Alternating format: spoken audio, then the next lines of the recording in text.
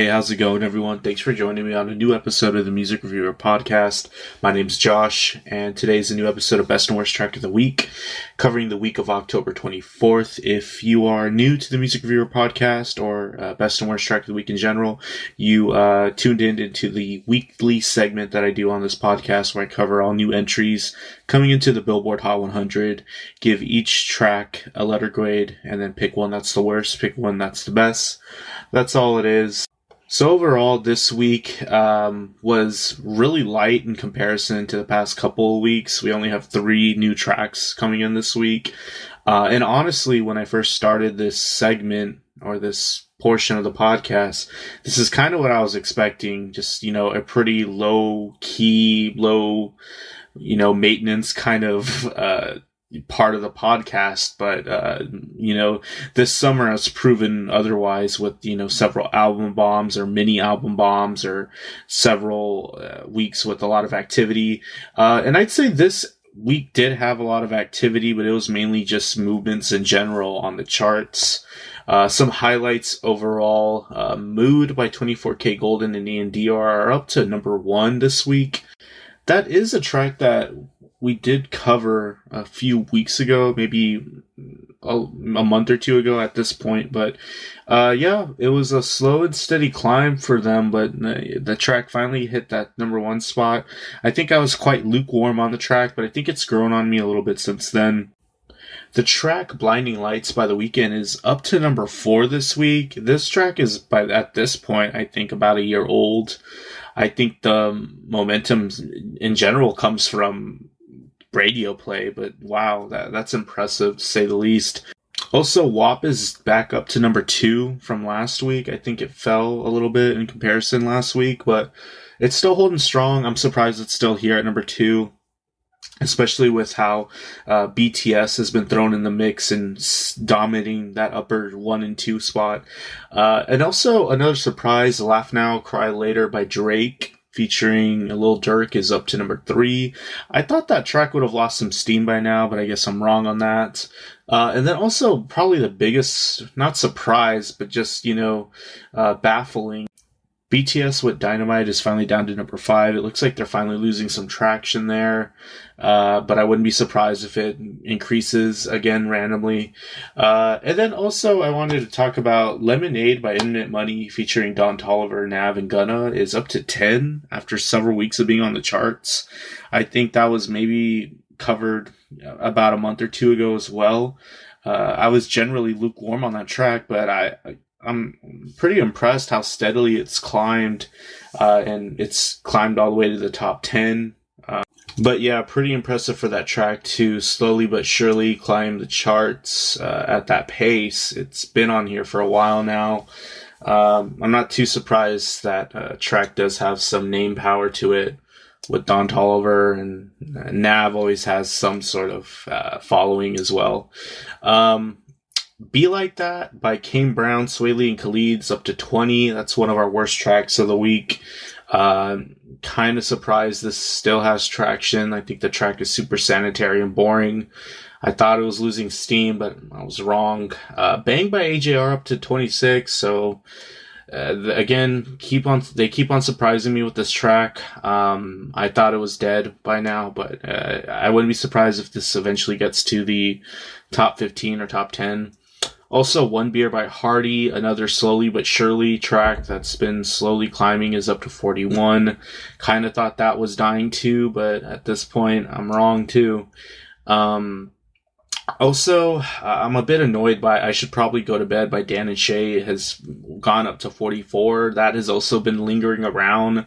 There's been weeks where I thought it's gonna die, or it's been going down, but I guess country radio's at a point where they have to be playing this a lot, even with One Beer by Hardy gaining its momentum. There must not be much going on country radio right now, but at least we have Pretty Heart by Parker McCollum. That's up to 47. That's one song that was best track of the week on one of these weeks. I still think the song's good. I'm glad to see it at least competing with the other stuff on here. And then also slightly annoyed here that Heather by Conan Gray is still sticking around. It's up to 60 this week. Again, it's been lingering. I thought at least at some point it was dying, but I was wrong. And then also to my dismay, La Hipeta came back at 97. That was off the charts for a couple weeks. I guess TikTok is holding that one down strong. And then as expected, all the 21 Savage stuff dropped out. Most of it. Some of it's still on. But yeah, those were some highlights I thought were worth pointing out. But like I said, only 3 new tracks this week came in, so pretty low maintenance week. I'll start with the first one that obviously isn't the worst or the best. Hole in the Bottle by Kelsea Ballerini, coming in at 95. So this track was a bit confusing because I listened originally to this sort of more stripped down version with more organic instrumentation and more like honky tonk flair to it. There's some bright and clear acoustic guitar. It's a typical ode to drinking country track, so it's very much so drowning my sorrows in booze. The version I listened to is missing some much needed low end on a good portion of the track. But the track sounds a lot better when that low end comes in and like about halfway through this track. And honestly, my biggest gripe with this is that it sounds really standard to what she's trying to do.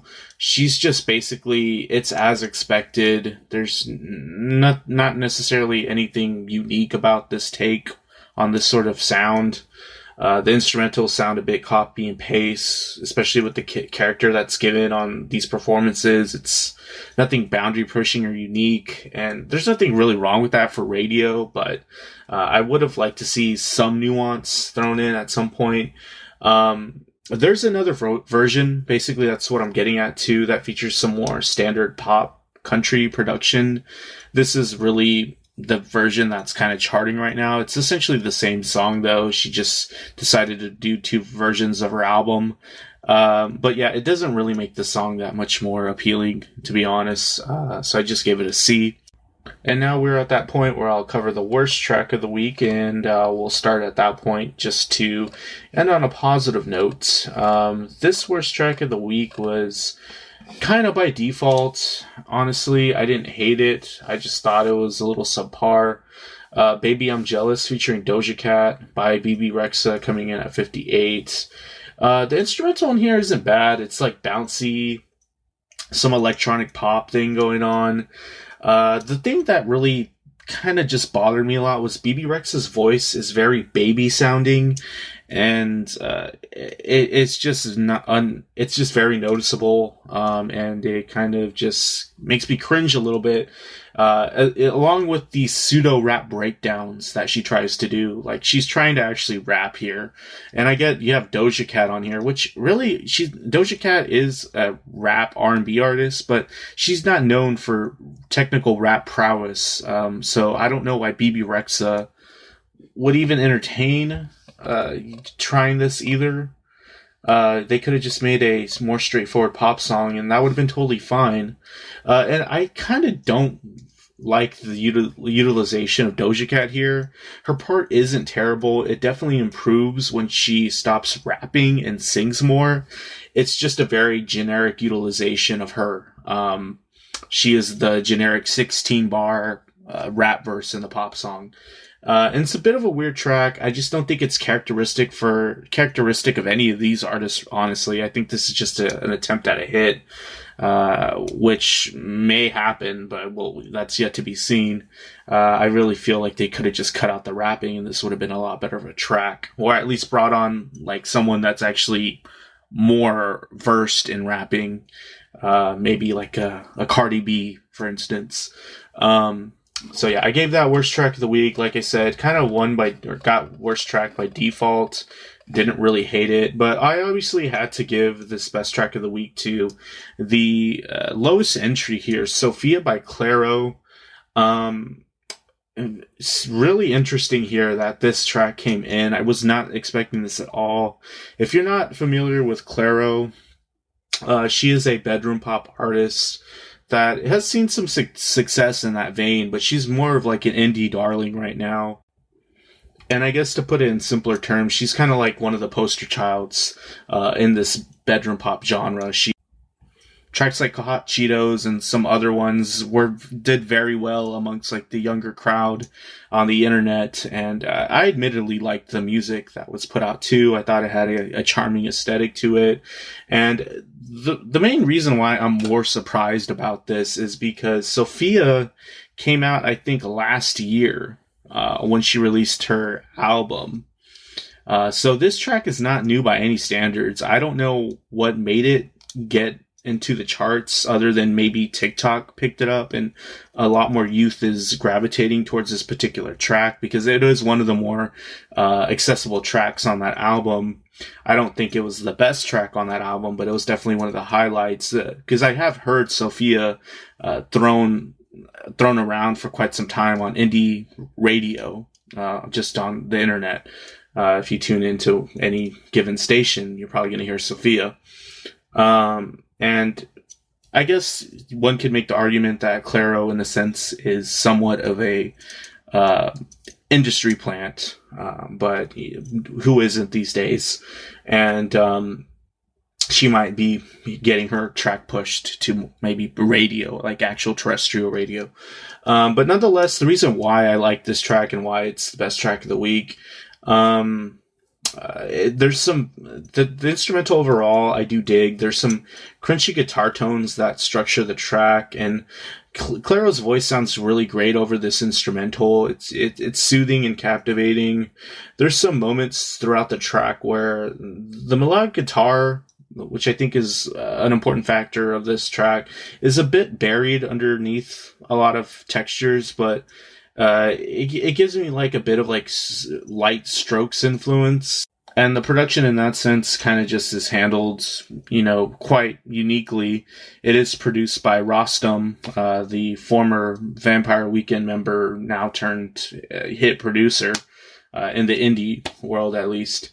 There's some interesting blown out and distorted moments in the track that I think are, interesting. There's some pretty exposed vocal moments on the track that really give the track some contrast. And I'm just happy to see this getting traction, or at least make it to the top 100 of this chart. But yeah, best track of the week goes to Sophia by Clairo. Check that track out if you have some time. You might dig it, you might not, but it's an artist you never heard of. Her last album, if I was doing that podcast around last year, I probably would have reviewed it, and maybe it is deserving of a worth a listen. I just have to go back and listen to it. But anyways, yeah, thanks for tuning in on this episode. And if you stuck around this far, check out some album reviews if you're digging the podcast. If you're on YouTube, leave some feedback, good or bad. I'm all ears. But other than that, take care of yourselves. I'll see y'all later.